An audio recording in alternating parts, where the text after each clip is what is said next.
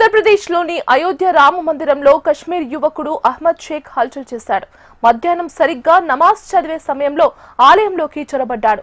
ఆలయంలోనే నమాజ్ చదవడానికి ప్రయత్నం చేశాడు.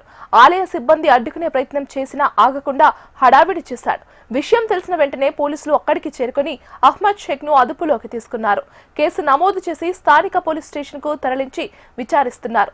పూర్తి వివరాలు తెలియాల్సి ఉంది. కాగా ఇటీవలే అయోధ్య పంచకోసి పరిక్రమ మార్గాల్లో మాంసాహారంపై నిషేధం విధించాలని ఉత్తరప్రదేశ్ ప్రభుత్వం నిర్ణయించింది.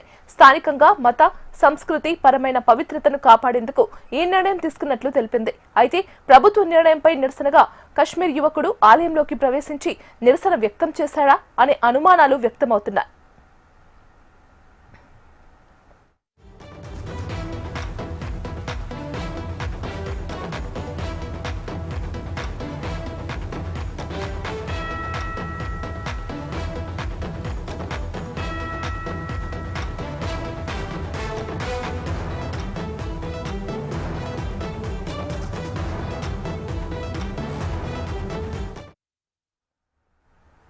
ఉత్తరప్రదేశ్లోని అయోధ్య రామ మందిరంలో కశ్మీర్ యువకుడు అహ్మద్ షేక్ హల్చల్ చేశాడు.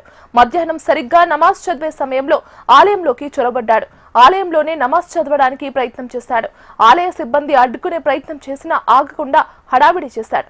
విషయం తెలిసిన వెంటనే పోలీసులు అక్కడికి చేరుకుని అహ్మద్ షేక్ ను అదుపులోకి తీసుకున్నారు. కేసు నమోదు చేసి స్థానిక పోలీస్ స్టేషన్ కు తరలించి విచారిస్తున్నారు. పూర్తి వివరాలు తెలియాల్సి ఉంది. కాగా ఇటీవలే అయోధ్య పంచకోసి పరిక్రమ మార్గాల్లో మాంసాహారంపై నిషేధం విధించాలని ఉత్తరప్రదేశ్ ప్రభుత్వం నిర్ణయించింది.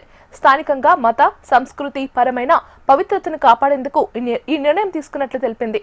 అయితే ప్రభుత్వ నిర్ణయంపై నిరసనగా కశ్మీర్ యువకుడు ఆలయంలోకి ప్రవేశించి నిరసన వ్యక్తం చేశాడా అనే అనుమానాలు వ్యక్తమవుతున్నాయి.